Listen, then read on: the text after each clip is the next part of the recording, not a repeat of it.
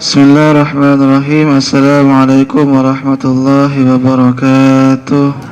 Bapak Ibu rahimakumullah, kita masuk di hadis yang ke-17. Wa an Saddad bin Aus radhiyallahu anhu qala Rasulullah sallallahu alaihi wasallam, innallaha kataba al-ihsana ala kulli syai', fa idza qataltum fahsinu al-qitlata wa idza dhabhtum fa ahsinu adh-dhabhata wal yuhidd ahadukum syafratahu wal yurih dhabihatahu. Dari Saddad bin Aus radhiyallahu anhu, beliau berkata, qala Rasulullah sallallahu alaihi wasallam, atau ketika Rasulullah bersabda, sesungguhnya Allah mewajibkan berbuat baik ala kulli syai', dalam segala sesuatu. Fa idza qataltum fahsinu al-qitlata, apabila kalian membunuh, fahsinu al-qitlata, maka bunuhlah dengan cara yang baik atau dengan cara yang benar. Apabila kalian menyembelih, maka sembelihlah dengan cara yang baik, dan hendaklah kalian menajamkan pisaunya dan menyenangkan atau mengistirahatkan hewan yang akan disembelih.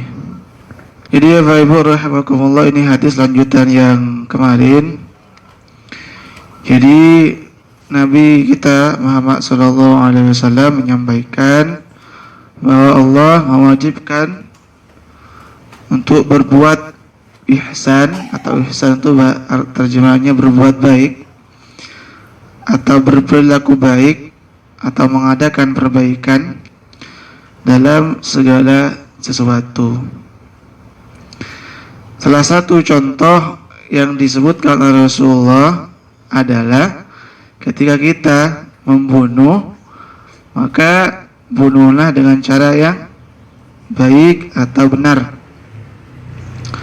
Termasuk ketika menyembelih, sembelihlah dengan cara yang baik. Salah satu cara yang bisa dilakukan adalah dengan menajamkan pisau. Kita bahas satu persatu Bapak Ibu rahimakumullah, kalimat demi kalimat sabda Nabi ini. Kata Rasulullah, Allah mewajibkan berbuat ihsan dalam segala sesuatu. Ihsan. Ihsan apa maknanya ihsan tadi? Baik atau berbuat baik. Adapun ihsan yang sering kita dengar adalah apa? Anta'budallaha ka'annaka tarahu fa illam takun tarahu fa innahu yarak. Ihsan itu adalah engkau beribadah kepada Allah seolah-olah engkau melihatnya. Apabila kalian tidak mampu untuk melihat Allah, maka ketahuilah bahwa Allah melihatmu, mengawasimu. Maka itu makna dari kata ihsan.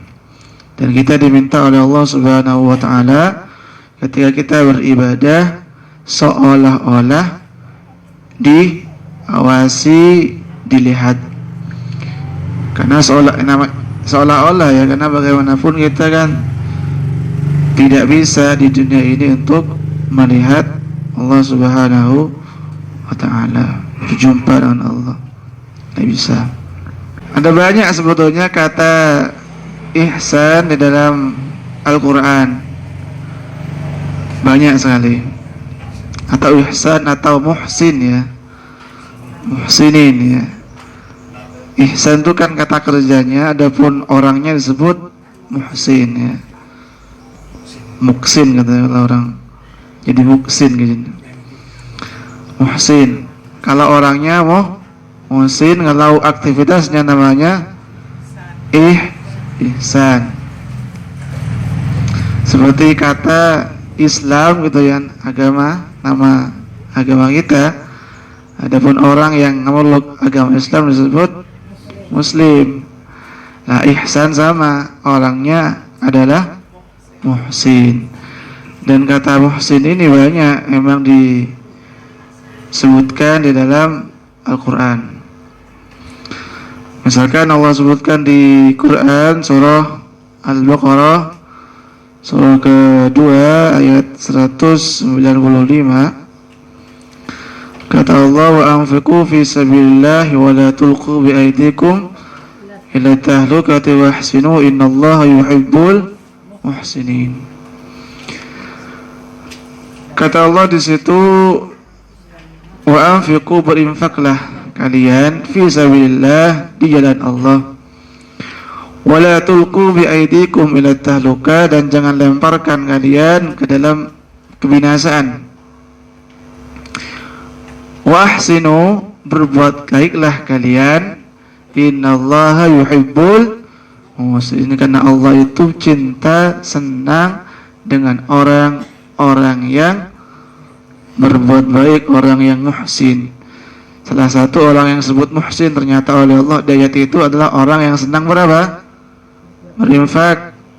Wa anfiqu fi sabilillah wa la tulqu bi aydikum minat tahlukati wa ahsinu innallaha yuhibbul muhsinin. Jadi kan berbuat baik itu kan umum sekali maknanya Bapak Ibu ya. Banyak sekali maknanya, umum lah ibadahnya. Tetapi di ayat itu Al-Baqarah tadi ayat 195, salah satu bentuk ibadah yang disebut sebagai bentuk ihsan adalah apa? Wa anfiqu, yaitu berinfak di jalan Allah Subhanahu wa taala. Itu bisa disebut dengan orang yang berbuat ihsan atau muhsinin. Makanya kalau minta donasi itu kan para muhsinin misalkan ya. Ada kan seperti itu. Itu diminta sedekahnya atau infaknya atau zakatnya dan seterusnya. Jadi banyak bentuk-bentuk ibadah yang dikategorikan sebagai ihsan. Contoh lagi ya Bapak Ibu rahimakumullah tentang kata ihsan ini atau muhsinin. Allah sebutkan di Quran surah Al-A'raf surah ke-7 ayat 56. Kata Allah, wala tufsidu fil ardi ba'da islahiha wad'uhu khawfan wa tama'a inna rahmatallahi qaribun minal muhsinin. Jadi kata Allah di situ, wala tufsidu fil ardi ba'da islahiha. Janganlah kalian membuat kerusakan di muka bumi setelah bumi itu diciptakan sedemikian baiknya oleh Allah Subhanahu wa taala. Wada'uhu khawfan wa tama'a, dan berdoalah kepada Allah khaufan wa tama'a. Harap-harap cemas lah maknanya gitu ya. Inna rahmatallahi qaribun minal muhsinin, karena rahmat Allah itu sangat dekat kepada siapa? Orang-orang muhsin. Nah, orang-orang yang berbuat baik. Dalam ayat itu juga Allah setidaknya menyebutkan dua aktivitas yang bisa dikategorikan sebagai perbuatan ihsan. Salah satunya apa? Tidak berbuat kerusakan di muka bumi. Itu perbuatan ihsan. Misalkan apa itu? Penambangan liar misalkan. Termasuk pasir diangkut di tempat saya ini. Sampai tinggal karangnya doang sekarang. Pasirnya diangkut semuanya. Dan aktivitas-aktivitas yang lain yang bisa merusak alam, merusak bumi. Kalau kita meninggalkan perkara-perkara seperti itu artinya kita disebut orang yang melakukan ihsan atau berbuat kebaikan. Termasuk di ayat itu Al-A'raf ya, Bapak Ibu rahimakumullah, juga salah satu ibadah yang disebut ihsan oleh Allah, wad'uhu. Apa? Berdoa. Ternyata berdoa juga Allah sebut ibadah yang ihsan. Karena biasanya orang berdoa tentunya berdoa tidak hanya untuk dirinya, tetapi juga mendoakan kebaikan-kebaikan kepada orang lain. Ini jelas sebetulnya ini. Kayaknya tidak ada doa-doa yang diajarkan gitu ya, yang hanya mendoakan untuk kebaikan dari kita sendiri. Makanya kalau kita lihat doa-doa dalam Al-Quran itu ada Rabbana, Rabbana, Rabbana, ada atau tidak? Banyak, bukan, ya banyak. Itu artinya ada yang berdoa kemudian ada yang mengaminkan. Termasuk ketika kita berdoa sendirian juga ada orang yang kita doakan kebaikannya. Makanya disebut dengan muhsin tadi itu, berbuat kebaikan.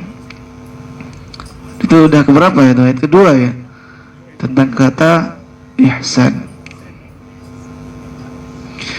Kemudian ada kata ihsan lagi dalam Al-Quran yang sering kita dengar. Sering kita dengar lebih-lebih kepada bapak-bapak ketika Jumat. Biasanya khatib akan mengutip sebuah ayat dalam Al-Quran, surah An-Nahl ayat 90. Allah katakan, innallaha ya'muru bil adli wal ihsan wa ita ilil qurba wa yanha 'anil fahsya'i wal munkari wal bagh ya'adzukum la'allakum tadhakkarun. Jadi kata Allah di situ, innallaha ya'muru bil adli wal ihsan. Sesungguhnya Allah merintahkan untuk berbuat adil dan ihsan, berbuat baik. Ya, ini berbuat baik lagi-lagi kan banyak maknanya, artinya maknanya masih umum. Tentunya aktivitas-aktivitas kebaikan yang sesuai dengan tuntunan Al-Quran dan tuntunan Sunnah Rasulullah itu masuk kategori berbuat baik sebetulnya, masih maknanya umum.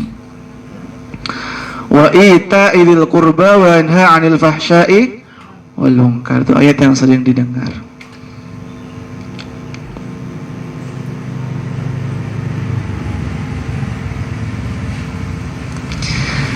Abayu rahimakumullah, tetapi ada definisi ihsan yang disebutkan dalam tafsir Ibnu Katsir ketika beliau menafsirkan surah Al-Ankabut ayat 69.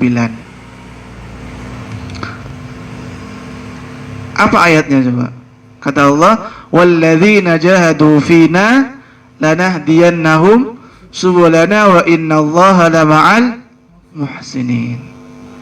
Nah itu ada kata muhsinin di situ. Sesungguhnya Allah bersama dengan orang-orang muhsinin. Siapa muhsinin itu kata Ibnu Katsir? Muhsin itu adalah al-ihsan an tuhsina ila man asaa ilaik. Ihsan itu adalah engkau berbuat baik kepada orang yang berbuat buruk kepadamu. Ini berat juga definisi ini ya. Kayaknya gak setuju kita definisi ini ya. Setuju aja gak apa. Jadi kata beliau itu al-innamal ihsanu an tuhsina ila man asaa ilaik. Ihsan itu adalah engkau berbuat baik kepada orang yang berperilaku buruk terhadapmu. Ini definisi yang berat sebetulnya ya. Ya nggak apa-apa, nggak diterima juga apa-apa. Ini kan definisi orang ya. Yang fast, tapi perlu diingat ini definisinya bukan orang biasa ya, tetapi seorang mufassir kan. Jadi ihsan itu adalah kita berusaha berbuat baik sekalipun dianiaya, diperlakukan kurang baik gitu ya, dibully. Nah, itu. Dan sebetulnya ini definisi yang sangat baik sekali dan sesuai dengan Al-Quran dan Sunnah sebetulnya. Ya, sesuai sekali gitu ya. Dimana kesesuaiannya dengan Al-Quran? Kalau kita lihat di Quran surah surah Fussilat ayat 34, kata Allah, wala tastawil hasanatu wala sayyi'ah idfa' billati hiya ahsan fa idzal ladzi bainaka wa bainahu adawatun ka'annahu waliyyun hamim.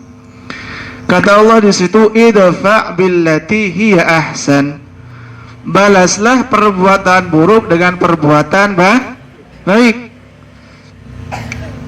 Apa yang akan didapat ketika kita balas perbuatan baik dengan perbuatan buruk dengan perbuatan baik?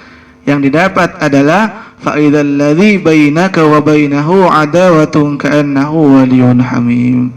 Maka sebentar lagi permusuhan yang ada di tengah-tengah orang itu ketika dibalas dengan perbuatan baik, sebentar lagi akan menjadi waliyun hamim, pertemanan yang luar biasa kesetiaannya. Ada atau tidak seperti itu ya?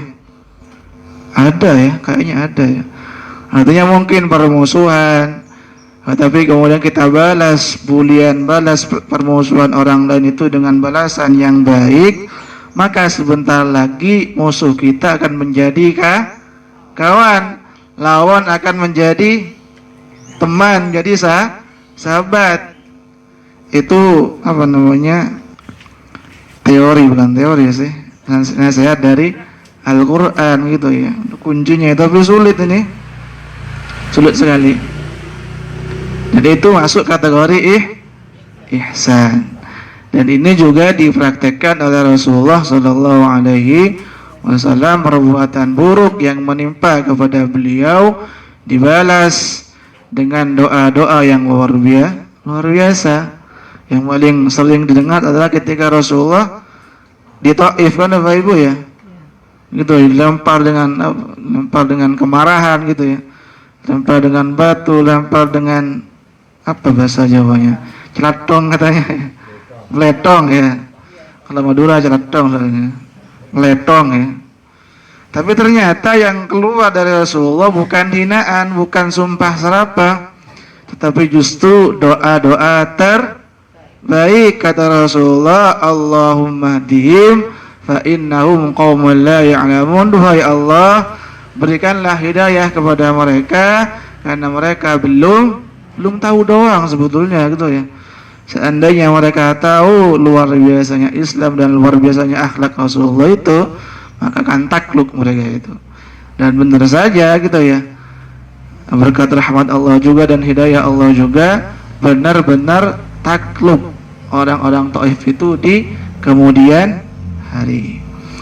Itu karena perilaku ihsan yang dipraktekkan oleh Rasulullah Muhammad SAW. Artinya membalas perbuatan buruk dengan perbuatan yang baik. Itu ihsan. Kemudian Ibnu Katsir melanjutkan, Bapak Ibu rahimakumullah, wa laysal ihsan an tuhsina ila man ahsana ilaika. Tidak termasuk ihsan ketika engkau berbuat baik kepada orang yang berbuat baik terhadapmu. Waduh, ini sulit juga definisi ini. Itu baik sebetulnya Pak Ibu ya. Baik, tapi yang lebih baik lagi yang tadi itu yang pertama. Oh iya. Nanti bisa lihat di YouTube ya. Jadi kata beliau itu walaysal ihsan an tuhsina ila man ahsana ilaik. Ihsan itu tidak termasuk ihsan ketika engkau berbuat baik terhadap orang yang berbuat baik terhadapmu. Betul ya? Itu sebetulnya itu bukan ihsan ya, baik level biasa lah ya seperti itu ya. Walaupun baik juga sebetulnya. Orang senyum kita balas senyum itu kan. Tapi orang cemberut kita balas senyum kan sulit ya. Atau orang tok ngutang Pak, udahlah keluar ngutang doang. Gitu. Kalau udah orang ngetok-ngetok ngasih hadiah kan, kita sambut dengan luar biasa. Gitu. Ihsan dah.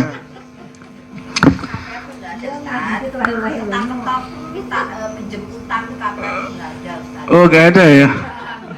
Kenapa? Saya soalnya itu yang.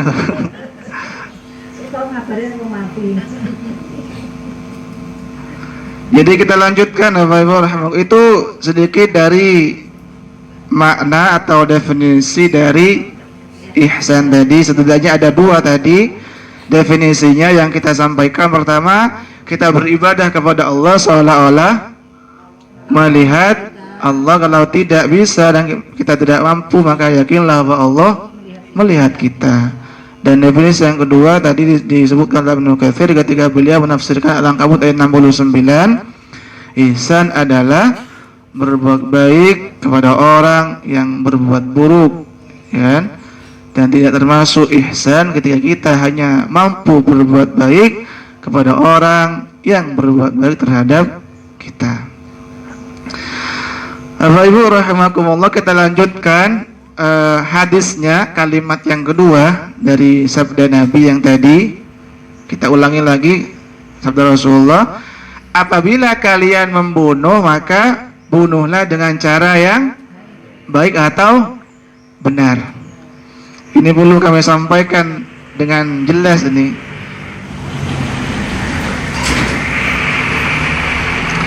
Jadi maksudnya Bapak Ibu rahimakumullah, kan di beberapa hadis yang kemarin kita sempat membahas bahwa tidak halal nyawa seseorang itu ya, seorang muslim, kecuali pada tiga hal. Kemarin ada qisas, ada zina muhsan, termasuk murtad keluar dari Islam. Itu kalau di pemerintahan yang menerapkan syariat Islam, maka orang-orang seperti ini dibunuh. Lah itu maksud dari bunuhlah dengan cara yang benar atau cara yang baik. Kalau tidak ada alasan yang seperti itu, maka kita tidak atau diharamkan untuk membunuh. Termasuk yang diperbolehkan juga di zaman Rasulullah ketika di medan perang.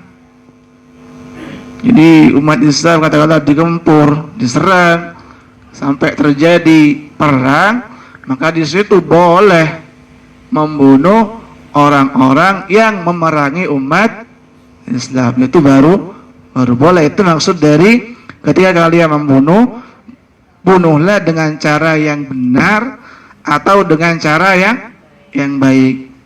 Nah, gimana maksud dengan membunuh dengan cara yang baik? Adalah ketika contohnya, salah satu contohnya Bapak Ibu ya, ketika dalam peperangan gitu ya, Nabi kita Muhammad SAW melarang membunuh orang yang tidak terlibat di dalam peperangan. Jadi ini sebetulnya etika yang gak ada duanya sebetulnya ya. Bagaimana mungkin orang berperang masih pilih-pilih ya gitu ya. Kalau orang kafir itu perang wis semua dibantai gitu ya. Mau bocah, mau bayi, mau perempuan semua dihabisi. Tetapi ketika Rasulullah akan berperang gitu ya, ketika diserang oleh orang kafir, ternyata beliau menyampaikan jangan membunuh orang yang tidak terlibat di dalam peperangan itu. Contohnya beliau sebutkan seperti perempuan atau anak-anak, termasuk orang tua 70, 80 ya, yang udah megang pedang gak kuat gitu ya. Tapi kalau Pak Iqbal masih kuat ya, 60 soalnya. Jadi itu contoh-contohnya. Artinya tetap etika dalam membunuh, dalam berperang disampaikan oleh Rasulullah Shallallahu Alaihi Wasallam, termasuk beliau menyampaikan di medan perang sekalipun jangan membabat pohon misalkan. Jadi pohon-pohon misalnya dibabat seenaknya, itu juga tidak Tidak boleh dilarang. Bayangkan loh ada aturan perang seperti itu. Kayaknya nggak ketemu kalau sekarang ya. Kalau udah perang semuanya dihancurkan, entah yang terlibat atau tidak, semuanya dihabisi, udah kacau semuanya. Itu. Dan itu tidak terjadi di dalam aturan Islam, nggak seperti itu sebetulnya. Itu saking luar biasanya, Bapak Ibu rahimakumullah, aturan di dalam Islam, bahkan sampai perang sekalipun aturannya sedemikian rupa, sedemikian ketat. Nah, walaupun seperti itu tetap aja Islam adalah teroris katanya ya gitu ya. Nah, itu masalahnya. Padahal udah aturannya seperti itu. Aturan perangnya itu. Bahkan Bapak Ibu rahimakumullah, termasuk orang yang ketika dalam perang udah menyerah tidak boleh dibunuh. Bayangkan loh itu ya. Sulit menemukan seperti ini. Allah sebutkan di Quran misalkan surah At-Taubah ayat 5 dan ke-6. Ini kan At-Taubah kan ayat perang semua ya, kebanyakan kan. Ayat 5 dan ke-6. Kata Allah, faqtulul musyrikina haitsu wajadtumuhum. Ketika di medan tempur, kata Allah, udah di medan perang, maka dimanapun kalian umat Islam menemukan musuh, dimanapun gitu, di medan perang tentunya, maka dibunuh, gitu ya. Tapi tentunya ketika di masa-masa perang.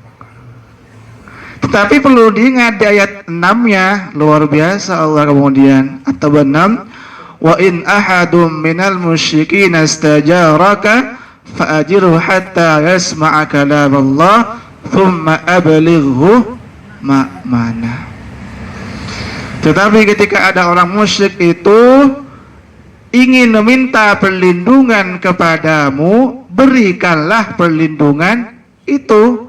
Tsumma ablighu ma'manah, tidak hanya itu, antarkan mereka ke tempat yang aman. Ada atau tidak seperti itu ya? Susah ini menemukan aturan seperti itu.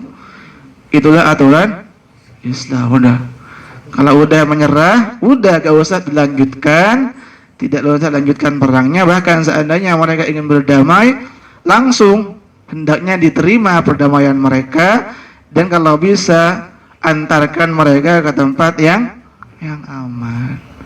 Nah, itu maksud dari apa tadi? Kalau membunuh, bunuhlah dengan cara yang baik, atau bunuhlah dengan cara yang benar tadi itu.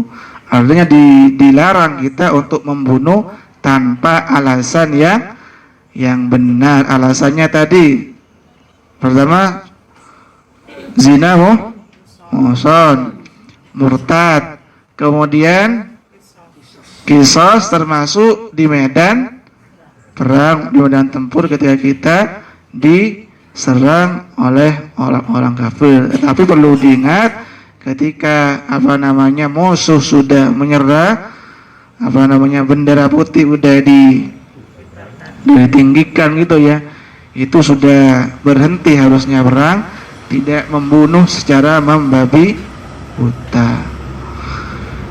Terlebih ketika Bapak Ibu ya, ketika Rasulullah itu menaklukkan kota Mekkah ya, atau namanya Fathu Mekkah gitu ya. Udah damai kan, damai banget sebetulnya ya, dan tidak ada balas dendam gitu kan ya. Rasulullah datang ke Mekkah, kamu dulu yang ngusir saya, nggak begitu gitu ya, justru aman gitu ya. Maka setelah waktu Mekah itulah kemudian orang-orang berbondong-bondong masuk Islam, gitu ya.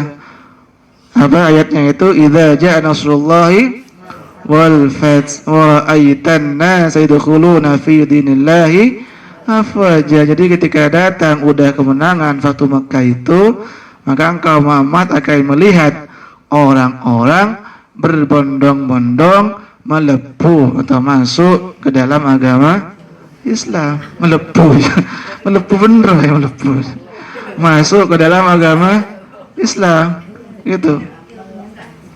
Saking itu ya, berperang dengan cara-cara yang baik membunuh itu. Benar menepu ya. Jadi itu Bapak Ibu rahimakumullah. Sedikit lagi itu membunuh dengan cara yang baik, dengan cara yang benar. Itu Islam yang luar biasa. Jadi sebetulnya yang ingin ditegakkan oleh Islam itu dalam sebuah peperangan adalah perdamaian. Perhatikan nih.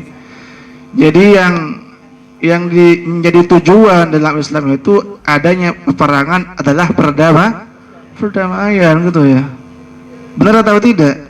Ya bener lah gitu ya. Jadi kalau bahasa Inggrisnya itu war for peace katanya.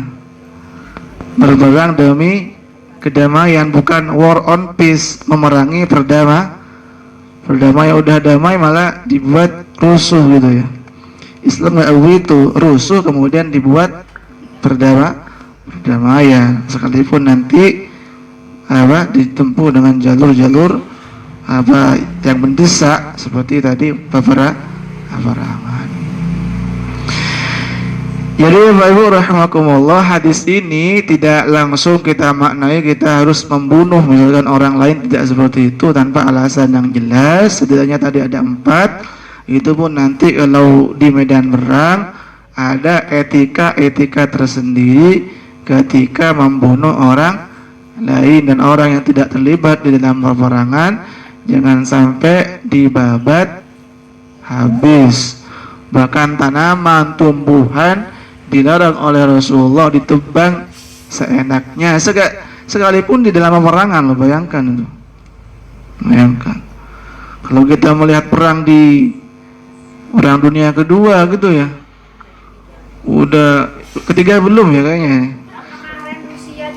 Oh iya iya. Oh iya benar. Sampai puluhan juta yang meninggal gitu. Ngeri itu. Iya, mengikutin jemaah. Kemudian Bapak Ibu kita lanjutkan hadisnya, kutipan hadisnya. Tadi kembali lagi ke hadisnya. Kata Rasulullah, wa idza dabahtum fahsinu adzabhatah. Ketika kalian menyembelih, sembelihlah dengan cara yang baik, salah satunya dengan cara menajamkan pisau dan menyenangkan atau mengistirahatkan sapi, bukan sapi sih, hewan yang akan disembelih. Ya banyak seperti yang dipraktekkan kemarin gitu ya. Kita pisaunya ditajamkan, kemudian sapinya atau kambingnya tidak melihat. Itu bagian dari maksud menyenangkan hewan yang akan disembelih. Ya, udah dipraktekkan sebetulnya Bapak Ibu rahimakumullah. Adab-adab atau etika dalam menyembelih hewan atau hewan kurban gitu ya. Dipraktekkan. Udah selesai ini sebetulnya. Tapi kita tambah sedikit Bapak Ibu rahimakumullah. Tambah ini. Jadi sebetulnya Bapak Ibu rahimakumullah gitu ya. Dalam hadis ini sebetulnya Nabi kita Muhammad SAW ingin menyebutkan bahwa kita umat Islam ini tidak hanya diminta untuk menjadi pribadi yang soleh secara vertikal gitu ya, tetapi juga diminta oleh Allah untuk menjadi pribadi yang soleh secara hubungan sosial horizontal. Bahasanya orang-orang apa ini kok horizontal barang ya? Yang ngerti lah insyaallah Bapak Ibu ya. Jadi tidak hanya dituntut menjadi orang yang ibadah spiritualnya, ibadah vertikalnya baik, tetapi tentunya juga meningkatkan hubungan yang baik terhadap orang lain. Apa? Tidak hanya orang lain, bahkan kepada hewan sekalipun gitu ya. Kita juga diminta oleh Allah dan Rasulnya untuk berbuat baik. Itu bayangkan loh itu. ketika menyembelih gitu ya, dimakan sapinya itu, kambingnya, proses penyembelihannya dengan cara-cara yang baik. Dan menyembelih ini memang adalah cara yang terbaik ya Pak Ibu ya, daripada ditombak atau disuntik. Ada atau tidak? Ada kan sekarang gitu ya, babi kan ya, di apa, agama yang lain kan gitu ya, tidak disembelih ya kan, gak ada lehernya mungkin ya, karena ya dengan cara ditombak gitu ya. Ada juga dengan cara diracun, bukan diracun apa ya, dikasih bahan kimia lah, kemudian mati, baru kemudian dimakan. Padahal sebetulnya gitu ya, cara yang higienis adalah disembelih. Karena sering kami sampaikan, darahnya keluar kalau disembelih itu. Yang mana darah itu adalah tempatnya apa? Bakteri, kuman dan saudara-saudaranya. Maka ketika hewan ini dimakan tanpa proses penyembelihan, itu artinya kita sedang makan darah kan, jadinya kan makan penyakit. Dan hewan yang tidak melalui proses penyembelihan, biasanya dagingnya cepat membusuk. Kenapa ya? Karena itu tadi banyak darahnya, banyak kumannya, bakteri dan seterusnya. Maka sebetulnya proses penyembelihan yang syar'i inilah proses yang paling bagus, yang paling baik, sekalipun oleh sebagian orang dianggap kejam ternyata umat Islam itu ya, kok hewan disembelih gitu ya, apalagi kepada orang-orang, mohon maaf, orang-orang India kan ya, sampai disembah gitu ya. Tapi bagi orang Muslim ternyata sapi disembelih. Oh, umat Islam kurang ajar nih. Ini Tuhan kita kok disembelih, hewan yang dimuliakan kok disembelih. Ya, tapi diekspor katanya ya. Orang India sendiri tidak menyembelih, disembelih orang lain gitu ya. Iya, lucu juga sebetulnya. Jadi itu Bapak Ibu rahimakumullah, tadi kami sampaikan soleh secara apa? Vertikal, juga soleh secara horizontal, atau kita kenal hablum minallah wa hablum minannas. Kita memperbaiki hubungan yang baik dengan Allah, termasuk juga meningkatkan kualitas hubungan yang baik dengan makhluknya Allah, baik yang berupa manusia ataupun yang berupa apa, hewan, tumbuhan, binatang dan seterusnya. Jadi itu Bapak Ibu rahimakumullah yang bisa disampaikan dalam rangka mengulur waktu sebetulnya ini. Udah habis juga tadi. Jadi itu Bapak Ibu rahimakumullah berkaitan dengan hadis arba'in yang ke-17.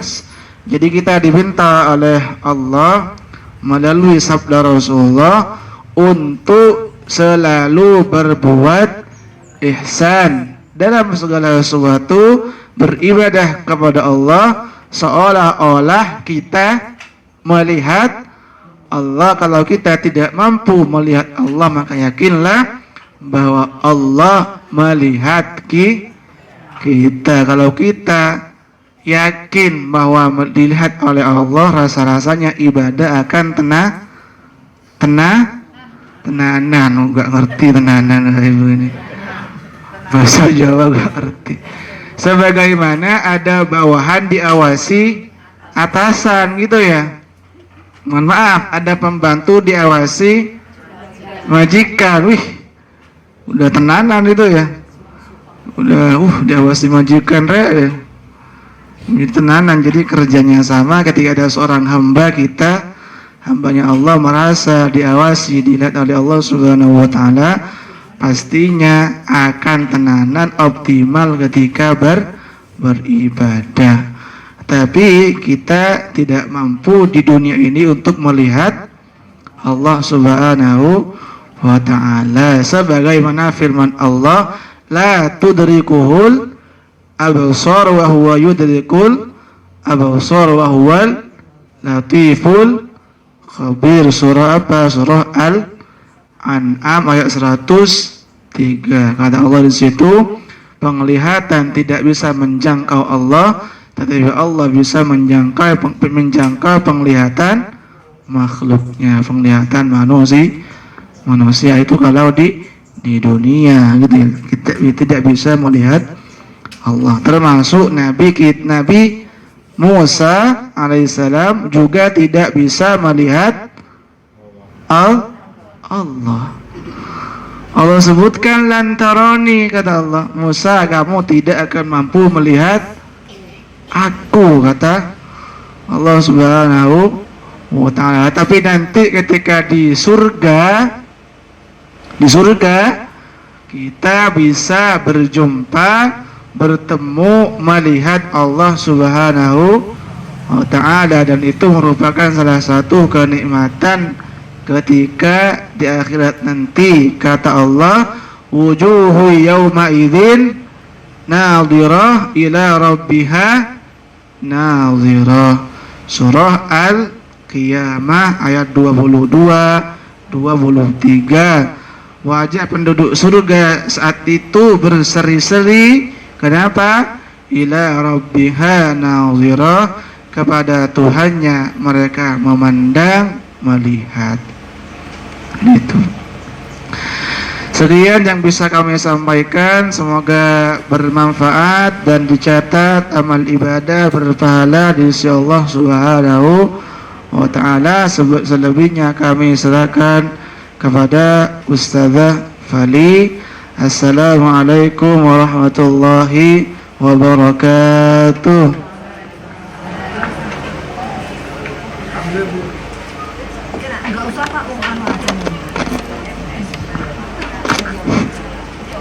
Assalamualaikum warahmatullahi wabarakatuh.